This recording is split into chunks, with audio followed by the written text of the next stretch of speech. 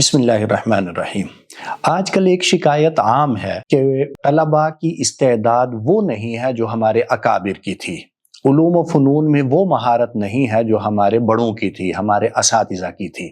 اس کی کیا وجہ ہو سکتی ہے؟ میں آپ کو ایک واقعہ سناتا ہوں۔ میرے پاس کچھ دن پہلے مفتی ضیاء الدین صاحب نے حکم فرمایا کہ حضرت مولانا محمد شفیق صاحب دامت برکاتہم العالیہ تشریف لا رہے ہیں، جو مولانا رسول خان صاحب رحمت اللہ علیہ کے نواسے ہیں اور ان کے خادم خاص رہے، اور حضرت کی اخیر عمر میں انہوں نے حضرت کی بڑی خدمت کی۔ وہ تشریف لا رہے ہیں، وہ میری طرف گھر تشریف لائے۔ انہوں نے بڑا ایک عجیب واقعہ سنایا۔ فرمانے لگے کہ مجھے ایک دن مولانا رسول خان صاحب رحمت اللہ علیہ نے ارشاد فرمایا کہ دارالعلوم دیوبند کے جو شیخ الادب تھے مولانا اعزاز علی، ان کے بارے میں ارشاد فرمایا کہ وہ کوئی بہت زیادہ ذہین فتین آدمی نہیں تھے۔ تو یہ فرماتے ہیں مولانا شفیق صاحب کہ مجھے بڑا تعجب ہوا کہ اگر وہ اتنے ذہین نہیں تھے تو اللہ تبارک و تعالیٰ نے انہیں شیخ الادب کیسے بنایا؟ عربی کی اتنی مہارت کہ ان کا لقب ہی شیخ الادب پڑ گیا، یہ مہارت کیسے حاصل کی انہوں نے؟ تو فرماتے ہیں میں نے حضرت سے تو نہیں پوچھا، ایک دن میں نے حضرت مولانا ادریس کاندھلوی رحمت اللہ علیہ سے میں نے یہ سوال کیا۔ میں نے کہا کہ حضرت میں نے اپنے نانا جان مولانا رسول خان صاحب رحمت اللہ علیہ سے یہ سنا، انہوں نے فرمایا کہ شیخ الادب حضرت مولانا اعزاز علی صاحب کو بہت زیادہ ذہین آدمی نہیں تھے، تو اللہ تبارک و تعالیٰ نے انہیں اس مقام تک کیسے پہنچایا؟ تو مولانا ادریس کاندھلوی رحمت اللہ علیہ نے فرمایا کہ مولوی صاحب مجھے یہ لگتا ہے کہ اللہ تبارک و تعالیٰ نے حضرت مولانا اعزاز علی صاحب کو جو یہاں تک پہنچایا، اس کی سب سے بڑی وجہ ان کا تقویٰ تھی۔ پھر انہوں نے حضرت کے تقویٰ کا واقعہ سنایا۔ فرمایا کہ مولانا اعزاز علی صاحب رحمت اللہ علیہ جب دارالعلوم دیوبند میں اپنا وظیفہ لینے کے لیے آتے تھے، تنخواہ لینے کے لیے آتے تھے، مشاہرہ لینے کے لیے آتے تھے، تو غالباً ان کی تنخواہ وہاں کوئی 10 روپے تھی۔ تو جب 10 روپے لینے کے لیے وہ تشریف لاتے تھے تو پہلے جیب میں ہاتھ ڈال کے روپیہ، 1.5 روپیہ، 8 آنے، 4 آنے نکال کر مدرسے میں جمع کرواتے تھے، اور اس کے بعد اگلی تنخواہ وصول کرتے تھے۔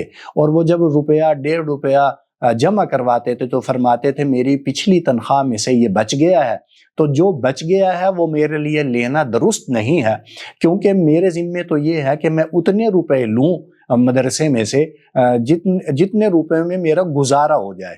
تو میرا گزارا اگر 9 روپے میں ہوا ہے تو میرے لیے 10 روپے لینا درست نہیں ہے، تو 1 روپیہ پہلے واپس کرتے اور اس کے بعد اگلی تنخواہ وصول کرتے تھے۔ اگر کسی مہینے 9.5 روپے خرچ ہوئے تو 8 آنے واپس کرتے تھے، اور فرماتے تھے کہ میرے لیے 9.5 روپے لینا ہی درست ہے، 10 روپے لینا اس لیے درست نہیں ہے کہ 10 روپے میری ضرورت سے زائد ہیں، اور ضرورت سے زائد پیسے مدرسے سے نہیں لیا کرتے۔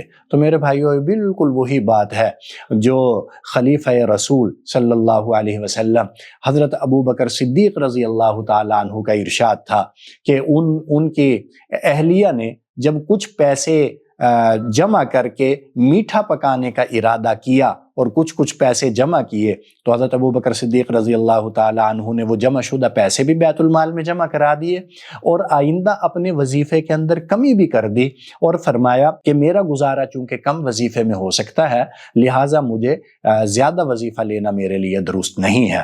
تو وہ بات تو آج سے 1400 سال پہلے کی تھی، لیکن الحمدللہ اللہ تبارک و تعالیٰ نے دارالعلوم دیوبند کو ایسے اساتذہ اور ایسے رجال کار عطا فرمائے الحمدللہ، جن کے تقوی کی مثالیں آج بھی دی جا سکتی ہیں، اور جنہوں نے اپنے تقوی سے یہ ثابت کیا کہ الحمدللہ اللہ تبارک و تعالیٰ نے انہیں تقوی کی دولت سے اس طرح مالا مال فرمایا ہے کہ آج بھی ان کی مثالیں جو ہیں وہ روز روشن کی طرح واضح ہیں۔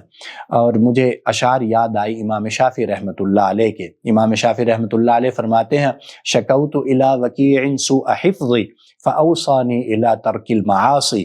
میں نے امام وکیع رحمت اللہ علیہ سے یہ پوچھا کہ میرا حافظہ کمزور ہے، آپ ارشاد فرمائیں میرا حافظہ کیسے قوی ہوگا، مضبوط ہوگا؟ حافظے کا مطلب یہ کہ میں جو چیز یاد کرتا ہوں وہ مجھے اچھی طرح یاد رہے، اس کا کیا طریقہ کار ہے؟ تو امام وکیع رحمت اللہ علیہ نے حکم فرمایا کہ اگر تم یہ چاہتے ہو کہ تمہارا حافظہ مضبوط ہو جائے، انہوں نے بادام کھانے کا مشورہ نہیں دیا، انہوں نے فرمایا کہ اس کا طریقہ یہ ہے کہ گناہ چھوڑ دو۔ اور وجہ کیا؟ لِأَنَّ الْعِلْمَ نُورٌ مِّنْ إِلَٰهٍ وَنُورُ اللَّهِ لَا يُعْطَى لِعَاصِي، کیونکہ علم اللہ کا نور ہے اور اللہ تبارک و تعالی اپنا نور کسی گناہگار کو نہیں دیا کرتے۔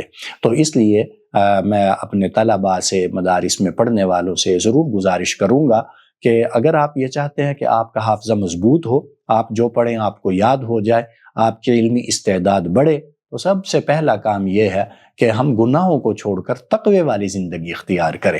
اللہ تبارک و تعالی ہمیں توفیق عطا فرمائے۔ السلام علیکم ورحمۃ اللہ وبرکاتہ۔